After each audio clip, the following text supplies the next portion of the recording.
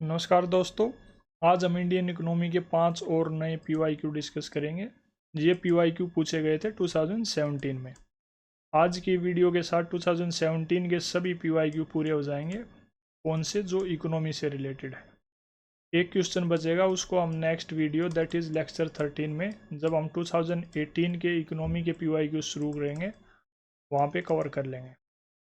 Today our questions will be related to conserve water in agriculture, soil health card scheme, impact of economic liberalisation जो 1991 में किया गया था, उसका क्या इम्पैक्ट था, एनपीसीआई क्या है, और जो जीएसटी है उसकी लाइकली एडवांटेजेस क्या हैं। Let's start with questions. Which of the following practices can help in water conservation in agriculture. Right, agriculture के में वाटर कंजर्वेशन के लिए कौन कौन सी प्रैक्टिसेस मदद कर सकती हैं। 3 प्रैक्टिसेस दी गई हैं, हमें ये देखना है कौन सी ठीक है कौन सी गलत है। Reduced or zero tillage of the land. Second is applying gypsum before irrigating the field.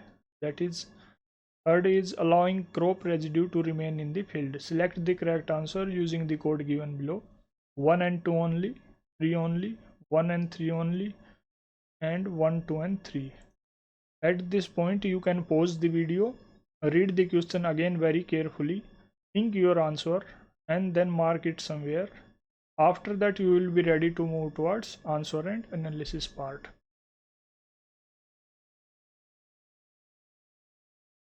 You can take more than 5 seconds if you need. Right, correct answer in this case is C, that is 1 and 3. यानी reduced और zero tillage मदद करता है water conservation में, और crop residue भी मदद करता है। कैसे मदद करते हैं इनके बारे में आगे डिस्कस करेंगे। जिप्सम भी मदद करता है, लेकिन यूपीएससी ने इसको गलत ऑप्शन माना है। कई रिसर्च स्टडीज़ ये सजेस्ट करती हैं जिप्सम यूज़फुल होता है। वाटर कंजर्वेशन है क्या, सबसे पहले में हमें ये पता होना चाहिए वाटर कंजर्वेशन क्या है। ये एक सेट ऑफ प्रैक्टिसेस हैं या कुछ मेथड्स हैं या स्ट्रेटजीज़ हैं जिनके ज़रिए वाटर को एफिशिएंटली यूज़ किया जाता है। कैसे यूज़ करें वाटर को एफिशिएंटली, उसकी वेस्टेज या फिर ओवर यूज़ को कम करके। कैसे मेथड अडॉप्ट किए जाते हैं ऐसा करने के लिए। सबसे पहले होता है कंजर्वेशन टिलेज और ज़ीरो टिलेज, जिसकी मदद से सोइल के ऊपर एक प्रोटेक्टिव लेयर क्रिएट की जाती है, जो क्या काम करती है, सोइल के अंदर जो मॉइस्चर है उसको प्रोटेक्ट करती है, सोइल को एरोजन से प्रिवेंट करती है, और जो सोइल की ओवरऑल हेल्थ है उसको इम्प्रूव करती है। सेकंड क्या है, crop residue. Crop residue as a cushion act करते हैं, यानी जो भी मान लो फील्ड है, ये फील्ड है, ऊपर से बारिश हो रही है, ये रेन ड्रॉपलेट्स आ रही है, तो जो ये क्रॉप रेजिड्यू है फील्ड के ऊपर, ये एज ए कसन एक्ट करेगा या एज ए लेयर एक्ट करेगा किसके बीच में, रेन ड्रॉप और सोइल के बीच में, जिससे जो रेन ड्रॉप्स की एबिलिटी है सोइल को डिसइंटीग्रेट करने की और उसको इरोड करने की, वो कम हो जाएगी या बिल्कुल प्रिवेंट हो जाएगी। That is how crop residues help. इसके बाद क्या है कि जो इरिगेशन शेड्यूलिंग है, इसका मतलब क्या है कि भाई एक प्रॉपर फ्रीक्वेंसी होनी चाहिए, ड्यूरेशन होनी चाहिए पानी देने की। After that comes drip irrigation, जो डिलीवर करता है वाटर किसको, directly to the root of the plant. ये एक एफिशिएंट वे है इरिगेशन का। Then fifth is growing drought resistant crop, जो सूखा रहित फसलें हैं उनको उगाना जिसमें खुद ही पानी की ज़रूरत कम होती है। Dry land farming is another option. इसमें क्या होता है कि भाई जो सोइल के अंदर ऑलरेडी मॉइस्चर है उसको यूज़ किया जाता है इरिगेशन के लिए, सॉरी इरिगेशन नहीं, कल्टीवेशन के लिए, फार्मिंग के लिए। और जो ट्रेडिशनल या मॉडर्न मेथड्स ऑफ इरिगेशन है उन पे ज़्यादा रिलाई नहीं किया जाता। ये मोस्टली उन एरियाज़ में यूज़ होता है जहाँ पे या तो पानी की कमी है, बरसात बिल्कुल कम होती है, या फिर इरिगेशन के सोर्सेज अवेलेबल नहीं। Next comes is rotational grazing, that is 7। Rotational grazing of fields, इससे क्या होता है कि जो भी खेत है उसकी एक सिस्टमेटिक रोटेशनल ग्रेजिंग की जाती है, जिससे पास्चर की रिजनरेशन होती है और फील्ड की एबिलिटी बढ़ जाती है क्या करने की, पानी को अच्छे से अब्जॉर्व करने की और रन ऑफ को मिनिमाइज करने की। After that comes cover crops. Cover crops जो हैं प्राइमरी क्रॉप साइकिल्स के बीच में उगाई जाती हैं, जिससे जो सॉइल इरोजन है वो कम होता है और सॉइल की फर्टिलिटी और पानी को सोखने की उसकी क्षमता बढ़ती है। Then there is organic farming. Organic farming एक बेहद मॉडर्न तरीका है जिसमें नेचुरल मेथड्स यूज किए जाते हैं, नेचुरल इनपुट्स यूज किए जाते हैं फार्मिंग में। After that comes rain water harvesting. Rain water harvesting is well tried and tested method, जिससे रेन वाटर को कंजर्व किया जाता है, स्टोर किया जाता है और उसको इरिगेशन में यूज़ किया जाता है। एक पॉइंट नोट करने का यहाँ पे ये है कि कई रिसर्च स्टडीज़ ये सजेस्ट करती हैं कि जिप्सम जो है वो सॉइल के ओवरऑल स्ट्रक्चर को इम्प्रूव करता है। स्ट्रक्चर में इम्प्रूवमेंट होने की वजह से जो पानी की इनफिल्ट्रेशन अच्छी हो जाती है, सॉइल में इनफिल्ट्रेशन अच्छी होगी तो मिट्टी अच्छे से पानी को सोखेगी, जिसकी वजह से जो रन ऑफ है और इरोजन है उसमें कमी आएगी। लेकिन यूपीएससी ने ये ऑप्शन कंसिडर नहीं किया है, जो ऑफिशियल आंसर किए है उसमें दो ही ऑप्शन ठीक माने। Moving to the next question, consider the following statements. The nationwide soil health card scheme aims at, यानी जो सोइल हेल्थ कार्ड स्कीम है उसका उद्देश्य क्या है। Number 1, expanding the cultivable area under irrigation. Second, enabling the banks to assess the quantum of loans to be granted to farmers on the basis of soil quality. Third is checking the overuse of fertilizers in farmlands. ये तीन में से कौन सा मकसद soil health card schemes का है। विच of the above statements is or are correct? 1 and 2 only, 3 only, 2 and 3 only, 1, 2 and 3.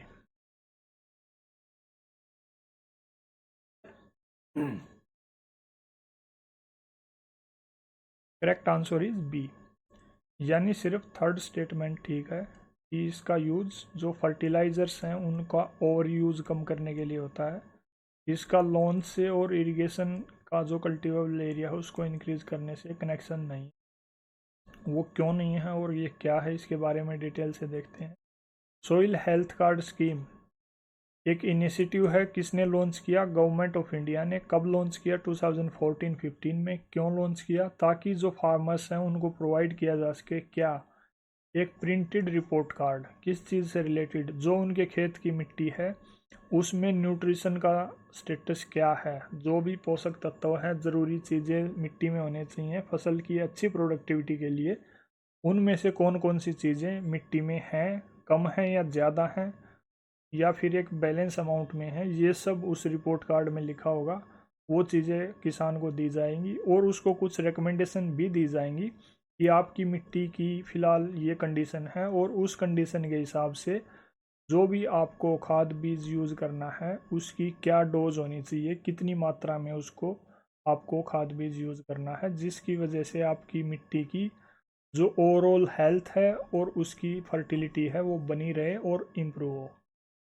और क्या फीचर्स हैं इस स्कीम के कि भाई इसमें जो 12 न्यूट्रिएंट्स हैं वो कवर किए गए हैं, यानी जो ये रिपोर्ट कार्ड होगा इस रिपोर्ट कार्ड में इन 12 न्यूट्रिएंट्स से रिलेटेड इन्फॉर्मेशन आपको मिलेगी, जिनमें कुछ मैक्रो न्यूट्रिएंट्स हैं जैसे नाइट्रोजन, फॉस्फोरस, पोटेशियम, कुछ माइक्रो न्यूट्रिएंट्स हैं जैसे boron, zinc, iron, copper, manganese, and there is secondary nutrient that is sulphur. कुछ फिजिकल पैरामीटर्स हैं जैसे pH, electric conductivity and organic carbon.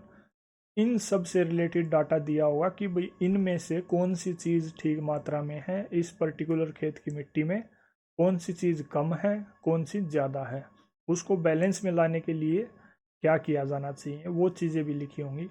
और उस जो भी चीज़ें रिकमेंडेशन है उनमें मेन जो चीज़ होगी वो ये होगी कि भाई जो भी आप न्यूट्रिएंट यूज़ करेंगे उसकी डोज क्या होनी चाहिए। इसके अलावा इस स्कीम के अंडर में विलेज लेवल पे सॉइल टेस्टिंग लैब्स सेटअप की जाएंगी। कौन सेटअप करेगा इनको? रूरल यूथ जिनको एग्रीकल्चर की नॉलेज है, सेल्फ हेल्प ग्रुप्स, स्कूल्स या एग्रीकल्चरल यूनिवर्सिटीज़, ये सब सेटअप कर सकते हैं।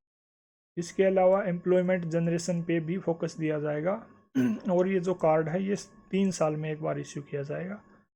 इसकी जो इम्प्लीमेंटिंग एजेंसी है department of agriculture and cooperation है, जो मिनिस्ट्री ऑफ एग्रीकल्चर के अंडर में आता है। रिसेंटली यानी 2022-23 में इस स्कीम में कुछ चेंजेस किए गए हैं। मेनली 2 चेंजेस किए गए हैं। क्या कि एक तो जो सोइल हेल्थ कार्ड स्कीम है इसको मर्ज कर दिया गया किसके साथ, राष्ट्रीय कृषि विकास योजना के साथ। एंड सेकंड जो है वो है कि भाई टेक्निकल इंटरवेंशन की गई है गवर्नमेंट ऑफ इंडिया के द्वारा। क्या कि जो सोइल हेल्थ कार्ड पोर्टल है उसको जियोग्राफिकल इंफॉर्मेशन सिस्टम से कनेक्ट कर दिया गया है, जिससे जो भी डाटा है सोइल से रिलेटेड उसकी अच्छे से मैपिंग की जा सके। Moving to our next question, which of the following has और have occurred right in India after its liberalization of economic policies. यानी जो 1991 में इकोनॉमिक पॉलिसीज का लिबरलाइजेशन हुआ उसकी वजह से इंडियन इकोनॉमी में या इंडिया में क्या क्या चेंजेस आए, या फिर जो इकोनॉमिक रिफॉर्म्स थे उनका क्या इम्पैक्ट था। Number 1, share of agriculture in GDP increased enormously, share of India's exports in world trade increased, FDI inflows increased, India's foreign exchange reserves increased enormously. Select the correct answer using the codes given below. 1 and 4 only, 2, 3 and 4 only, 2 and 3 only, 1, 2, 3 and 4. In this context, correct answer is B. यानी जो share of agriculture है वो decrease हुआ था ना कि increase हुआ था। So first statement is wrong. Second जो है कि जो इंडिया का एक्सपोर्ट्स का शेयर था वर्ल्ड ट्रेड में वो बढ़ गया था। क्यों बढ़ा था? क्योंकि जो मेन ऑब्जेक्टिव था इकोनॉमिक रिफॉर्म्स का 1991 के, उनका मेन ऑब्जेक्टिव था इंडियन इकोनॉमी को खोल दिया जाए वर्ल्ड के लिए। यानी जो रेस्ट्रिक्शंस थी उनको हटा के इंडियन इकोनॉमी को ओपन कर दिया जाए ताकि वर्ल्ड के साथ अच्छे से क्या हो सके, ट्रेड हो सके, व्यापार हो सके। अगर ट्रेड अच्छे से होगा तो इंडिया का जो एक्सपोर्ट का शेयर है वो बढ़ेगा, नेचुरल सी बात है। So second statement is correct. And third, FDI inflow भी बढ़ेगा क्योंकि जो इन्वेस्टमेंट्स हैं, foreign direct investment, private investment, वो भी यहाँ से बाहर भी होंगी, बाहर से यहाँ भी होंगी। फोर्थ इज इंडिया का जो फॉरेन एक्सचेंज रिजर्व है वो भी बढ़ेगा क्योंकि जो ट्रेड है, ट्रेड बढ़ेगा तो फॉरेन एक्सचेंज रिजर्व बढ़ेगा। सो डिटेल से बात करते हैं। जो लिबरलाइजेशन था 1991 का वो क्या था? These are a set of policy changes. इसने किए, गवर्नमेंट ऑफ इंडिया ने किए। क्यों? ताकि इंडियन इकोनॉमी को ओपन किया जा सके, किसके लिए? वर्ल्ड के लिए। कैसे? जो प्राइवेट और फॉरेन इन्वेस्टमेंट्स हैं उनका रोल एक्सपेंड करके। क्या कारण थे इंडिया को ये रिफॉर्म्स करने पड़े? उस time balance of payment crisis चल रहा था, फिजिकल डेफिसिट बेहद ज़्यादा था, अराउंड 8% ऑफ जीडीपी, और जो इन्फ्लेशन था उसकी रेट भी बहुत ज़्यादा हो गई थी, अराउंड 16%। इसलिए इंडिया को ये रिफॉर्म्स करने पड़े। क्या क्या रिफॉर्म्स किए, क्या डिसीजंस लिए? सबसे मेजर डिसीजन था लिबरलाइजेशन का। उसके अंडर में जो लाइसेंस राज था उसको ख़त्म कर दिया गया। जो इम्पोर्ट्स पे टैरिफ लगे हुए थे उनको घटा दिया गया। सेकंड, जो प्राइवेटाइजेशन की ओर एफर्ट्स किए गए थे, जिसमें जो प्राइवेट सेक्टर एंटरप्राइजेज थी उनकी डिसइन्वेस्टमेंट कर दी गई। बैंकिंग सेक्टर में भी रिफॉर्म्स कर दिए गए। देन ग्लोबलाइजेशन में जो फॉरेन इन्वेस्टमेंट्स थी उनको और ज़्यादा इंसेंटिव्स दे दिए गए। इन सभी डिसीजंस के कुछ इम्पैक्ट्स थे, कुछ पॉजिटिव थे, कुछ नेगेटिव थे। पॉजिटिव इम्पैक्ट क्या हुए कि भाई जो प्राइवेट इन्वेस्टमेंट थी इंफ्रास्ट्रक्चर में वो बढ़ गई। देन पॉवर्टी थी उसमें डिक्लाइन आया। और जो फॉरेन इन्वेस्टमेंट थी in the form of foreign direct investment, foreign portfolio investment, उसमें भी बढ़ोतरी देखने को मिली। इंडिया का जीडीपी, इंडिया का फॉरेक्स रिजर्व और इंडिया का वर्ल्ड ट्रेड में पार्टिसिपेशन, ये सभी बढ़े। नेगेटिव इम्पैक्ट क्या देखने को मिला कि भी जो इनकम इनइक्वालिटीज़ थी वो बढ़ गई। अनएम्प्लॉयमेंट का जो रेट था वो बढ़ने को देखने को मिला। जो कंसंट्रेशन ऑफ वेल्थ थी उसमें बढ़ोतरी आई, यानी कुछ लोगों के पास में पैसा ज़्यादा इकट्ठा होने लगा और जो गरीब था वो और ज़्यादा गरीब होने लगा। उसकी वजह से जो लिविंग स्टैंडर्ड था, खासकर जो रूरल एरियाज़ थे, ग्रामीण एरियाज़ थे, वहाँ पे रूरल एरियाज़ के लिविंग स्टैंडर्ड में गिरावट आई। और जो एग्रीकल्चर का शेयर था इंडियन इकोनॉमी में, जीडीपी में, उसमें भी कमी आई। Next question is consider the following statements number 1, the NPCI, that is National Payment Corporation of India, helps in promoting the financial inclusion in the country.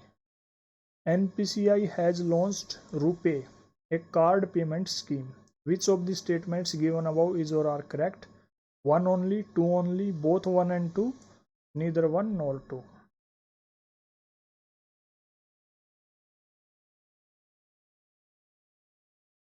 In this context right answer is C, यानी दोनों ही statements ठीक हैं कि NPCI का जो काम है, जो मदद करता है किस चीज़ में, फाइनेंशियल इंक्लूजन प्रमोट हो, वित्तीय समावेश, right. Second is RuPay card, इसी ने लॉन्च किया है, ये एक पेमेंट स्कीम है। इसके बारे में डिटेल से जानने के लिए आपको लेक्चर नंबर 10 क्वेश्चन नंबर 5 पे रिविजिट करना पड़ेगा। We have discussed it in detail there. Link will be given in I button. You can visit and rewatch. Moving to our next question. What is or are the most likely advantages of implementing goods and services tax, that is GST? GST को implement करने के most likely advantages क्या है?